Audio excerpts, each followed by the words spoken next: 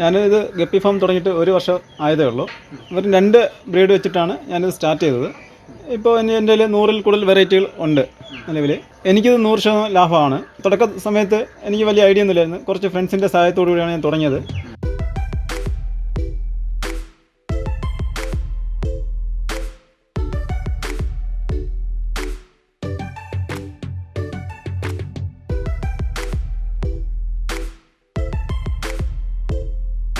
Hi friends, നമ്മുടെ പുതിയൊരു വീഡിയോയിലേക്ക് എല്ലാവർക്കും സ്വാഗതം.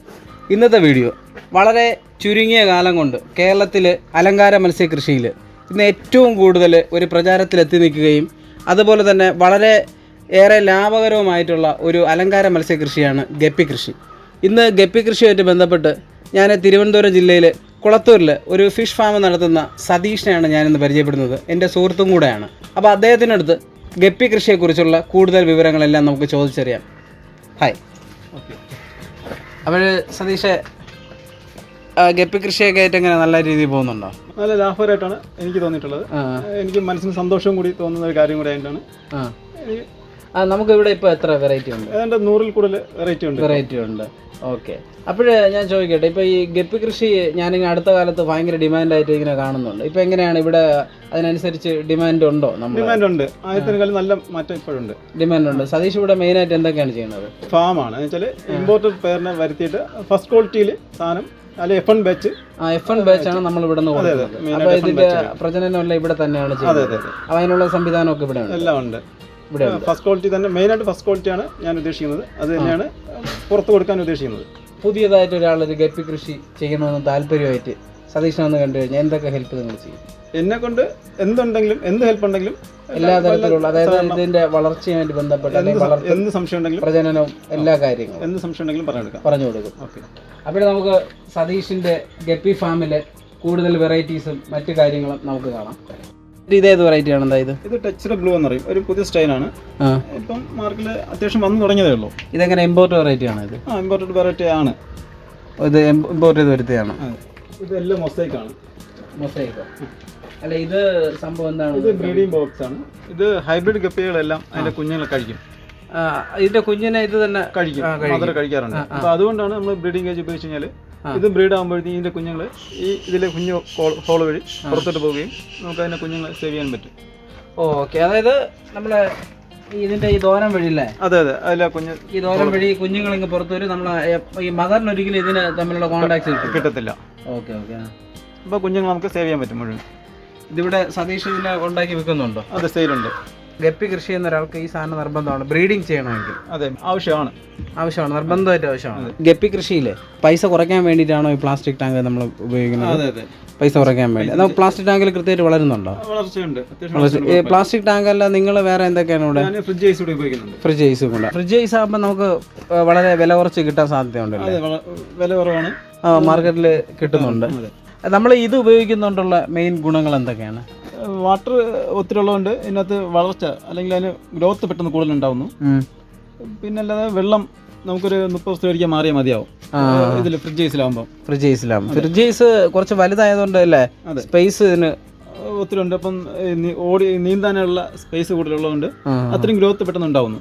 ഗ്രോത്ത് ഉണ്ടാവും. പിന്നെ നമുക്കിതൊന്ന് ഒരു സ്ഥലത്തുനിന്ന് റീപ്ലേസ് ചെയ്യാനും ഇതല്ലേ കുറച്ചുകൂടെ സൗകര്യം. പുതിയതായിട്ട് ഒരാൾ ഒരു ഗപ്പി കൃഷി തുടങ്ങാൻ പോകണമെങ്കിൽ അയാൾ എന്തൊക്കെയാണ് ചെയ്യേണ്ടത്? അയാൾ ആദ്യം ഗപ്പി ഫാമിൽ നിന്ന് ഏതെങ്കിലും നല്ല ക്വാളിറ്റി ഉള്ള ഗപ്പികൾ ഒരു 500-ന് താഴെയുള്ള വിലയുള്ള ഒരു 3-4 ഐറ്റം സെലക്ട് ചെയ്യുക. ഗപ്പി വാങ്ങുന്നതിന് ഒരു 3 ദിവസം മുൻപെങ്കിലും വെള്ളം സെറ്റ് ചെയ്യണം. ബേസിനിലോ എവിടെ വളർത്താൻ ഉദ്ദേശിക്കുന്നത് അവിടെ നല്ല ശുദ്ധജലം സെറ്റ് ചെയ്യണം. അത് വേണം. ഓക്കെ. പിന്നെ എന്നിട്ടാണ് മീൻ വാങ്ങിച്ചുകൊണ്ട് വരാനായിട്ട്. അപ്പോൾ വാങ്ങുന്ന സമയത്ത് ഞാൻ ചോദിക്കുന്നത്, ടാങ്ക് തന്നെ വേണോ നിർബന്ധമുണ്ടോ, അതോ നമ്മളെ ഈ പ്ലാസ്റ്റിക് ബേസിൻ പോരെ? പ്ലാസ്റ്റിക് ബേസിൻ മതി, കുഴപ്പമില്ല, അത് ചില കുറവാണല്ലോ. അപ്പോൾ ഇത് പിന്നെ അയാൾ വാങ്ങേണ്ട മെയിൻ സാധനങ്ങളൊക്കെ എന്തൊക്കെയാണ്? ഒരു ബ്രീഡിംഗ് കേജ് അല്ല ഉദ്ദേശിക്കുന്നെങ്കിൽ അത് വേണം. എങ്കിലേ മീൻ നമുക്ക് സേവ് ചെയ്യാൻ പറ്റത്തുള്ളൂ കുഞ്ഞുങ്ങളെ. പ്രധാനമായിട്ട് വേണ്ട സാധനങ്ങൾ ഒരു ബേസൻ, ഒരു ബ്രീഡിംഗ് കേജ്, പിന്നെ മീൻ കുഞ്ഞുങ്ങൾ. പിന്നെ നമ്മൾ ഇതിന്റെ തീറ്റക്രമങ്ങളൊക്കെ എങ്ങനെയാണ്? ഓരോ സമയത്ത് കുഞ്ഞുങ്ങളായിരിക്കണം. കുഞ്ഞ് അല്ലെങ്കിൽ നമ്മൾ വാങ്ങുന്ന ഗപ്പിക്ക് ഒരു നേരമെങ്കിലും ലൈഫ് ഫീഡ് കൊടുക്കണം. ഒരു നേരമെങ്കിലും കൊടുക്കണം. ഓക്കെ. ഞാനിവിടെ ആർട്ടിമിയാണ് കൊടുക്കുന്നത്. ആർട്ടിമിയുണ്ട്, മൊയിനുണ്ട്, ഏതെങ്കിലും കൊടുക്കണം. ഏറ്റവും നല്ല ഫുഡ് ഏതാണ് ഇതിൽ? എനിക്ക് തോന്നിയിട്ടുള്ള ആർട്ടിമിയ ഹാച്ച് കൊടുക്കുന്നതാണ് ഏറ്റവും നല്ലതായിട്ട് തോന്നിയിട്ടുള്ളത്. ഏറ്റവും നല്ലത് ബെസ്റ്റ് ക്വാളിറ്റി കിട്ടുന്നുണ്ട്, അതിന്റെ റിസൾട്ട് കിട്ടുന്നുണ്ട്. അതെ, നമുക്കൊരു എത്ര ദിവസം ഒരു വളർച്ച ഫീൽ ചെയ്യുന്നുണ്ടോ? 2-3 ആഴ്ചയൊക്കെ കൊണ്ട് കുഞ്ഞുങ്ങൾക്ക് നല്ല അത്യാവശ്യം വളർച്ച ഫീൽ ചെയ്യുന്നുണ്ട്. ആർട്ടിമിയ കൊടുക്കുന്നുണ്ട്. അല്ല, ഇവിടെ സതീഷിന്റെ അടുത്ത് ഒരാൾ വന്നു കഴിഞ്ഞാലേ കൊടുക്കാൻ നിങ്ങളെ ഇവിടെ തീറ്റയൊക്കെ വിൽക്കാൻ? ഞാനുണ്ട്, ഫുഡുണ്ട്. ആർട്ടിമിയ എഗ്ഗും ഉണ്ട്, പിന്നെ മൊയിന ഉണ്ട് കൊടുക്കുന്നു, കൾച്ചർ കൊടുക്കുന്നുണ്ട്. ഗപ്പിക്ക് ആവശ്യമായിട്ടുള്ള A to Z സാധനങ്ങൾ ഇവിടെ ഉണ്ട്. പിന്നെ നമ്മൾ ഇതിൽ വേറെ എന്തൊക്കെയാണ് മെയിൻ ആയിട്ടുള്ള പരിചരണങ്ങൾ? മീനൊക്കെ ഒരു 3 നേരമെങ്കിലും ഫുഡ് കൊടുക്കണം, 3 പെർ ഡേ. അതെ, കുഞ്ഞുങ്ങൾക്ക് 3 നേരം കൊടുക്കുക. ബ്രൂഡ് സ്റ്റോക്കിന് 2 നേരം കൊടുക്കണം. 2 നേരം. 1 നേരം ലൈഫ് ഫുഡ് എങ്കിലും കൊടുക്കണം. 1 നേരം ലൈഫ് ഫുഡ് മസ്റ്റായിട്ട് കൊടുത്തിരിക്കണം. പിന്നെ ഒരു ബേസിനിലൊക്കെ ആകുമ്പോൾ മാക്സിമം ഒരു 7 ദിവസത്തിനകത്ത് വെള്ളം ക്ലീൻ ചെയ്യണം. വേസ്റ്റ് ക്ലീൻ ചെയ്ത് നമ്മൾ വെള്ളം ചേഞ്ച് ചെയ്യുമ്പോൾ മുഴുവൻ വെള്ളം 30% മാത്രമേ മാറ്റിയാൽ മതിയാവും. 30% മാറ്റിയിട്ട് ആ 30% നമ്മൾ ഫില്ല് ചെയ്താൽ മതി. ഓക്കെ. സതീഷിന് ഏതൊക്കെ ടൈപ്പ് വെറൈറ്റി ആണോ ഉള്ളത്? വില കൂടിയതാണോ അതോ? ഹൈബ്രിഡ് ഗപ്പിയാണ് ഉള്ളത്. സ്റ്റാർട്ടിങ് 100 മുതൽ ഉണ്ട്. ഗപ്പി കൃഷി തുടങ്ങാൻ ആഗ്രഹിക്കുന്ന ഏതൊരാൾക്കും നെയ്യാറ്റിൻകര കുളത്തൂർ ഗവൺമെൻറ് കോളേജിനടുത്തുള്ള അക്വാസ് ആൻഡ് ഫിഷ് ഫാമിൽ വന്നു കഴിഞ്ഞാൽ നിങ്ങൾക്ക് എവിടെ കിട്ടുന്നതിനേക്കാളും വില കുറച്ചും കൂടുതൽ വെറൈറ്റീസും നിങ്ങളുടെ ഇഷ്ടാനുസരണം നമുക്ക് സെലക്ട് ചെയ്തെടുക്കുകയും ചെയ്യാം. മാത്രമല്ല, പിന്നെ സതീഷിൻ്റെ എല്ലാ തരത്തിലുള്ള ഹെൽപ്പും നമുക്ക് പ്രതീക്ഷിക്കാം. അതായത് ഇതിൻ്റെ വളർത്തിൻ്റെ എല്ലാ ഘട്ടങ്ങളിലും പ്രജനനം ഏത് സംശയം ചോദിച്ചിരുന്നാലും സതീഷ് ഏത് സമയത്തും റീപ്ലൈ ചെയ്യും. സതീഷിൻ്റെ വാട്സപ്പ് നമ്പർ ഞാൻ എൻ്റെ ഡിസ്ക്രിപ്ഷനിലും വീഡിയോയിലും ചേർക്കുന്നുണ്ട്. അപ്പം നിങ്ങൾക്ക് സതീഷിനെ ഇതുമായിട്ട് കോൺടാക്റ്റ് ചെയ്യാം. പുതുതായിട്ട് തുടങ്ങുന്ന ഒരാളിനെ ചെറിയൊരു മുടക്ക് മുതലിൽ സ്റ്റാർട്ട് ചെയ്യാൻ പറ്റുന്ന സംഭവമാണ്. ദൂരെ നിന്നുള്ള ഒരാളാണ് കോൺടാക്ട് ചെയ്യുന്നതിൽ എന്നേലുള്ള ഏത് വെറൈറ്റി ആയാലും അവർക്ക് വേണ്ട സമയത്ത് കൊറിയർ ചെയ്ത് എത്തിക്കുന്നതാണ്. ഇപ്പോൾ എൻ്റെ കയ്യിൽ ഇല്ലാത്ത സാധനമാണെങ്കിൽ എൻ്റെ ഫ്രണ്ട്സിൻ്റെ കയ്യിലുണ്ട്, അവരെന്നാലും എടുത്ത് അവർക്ക് എത്തിച്ചു കൊടുക്കുന്നതാണ്, കൊറിയർ ചെയ്യുന്നതാണ്. അത് ഫുഡായാലും ബ്രീഡിംഗ് ആയാലും മറ്റ് എക്യുപ്മെൻ്റ് ആയാലും ഏതായാലും. ഗപ്പി കൃഷിയെക്കുറിച്ച് ഷെയർ ചെയ്ത സതീഷിന് ട്രക്ക് ആൻഡ് ട്രാവലിൻ്റെ എല്ലാവിധ നന്ദിയും ഞാൻ ഈ സമയം ഒരിക്കൽ കൂടെ അറിയിക്കുകയാണ്. അപ്പം സതീഷ്, താങ്ക്സ്. വീഡിയോ ഇഷ്ടപ്പെട്ടുവെങ്കിൽ ലൈക്ക് ചെയ്യുക. നമ്മുടെ ചാനൽ സബ്സ്ക്രൈബ് ചെയ്യാത്തവരുണ്ടെങ്കിൽ ചാനൽ സബ്സ്ക്രൈബ് ചെയ്യുക. അടുത്തൊരു വീഡിയോ ആയിട്ട് നമുക്ക് വീണ്ടും കാണാം.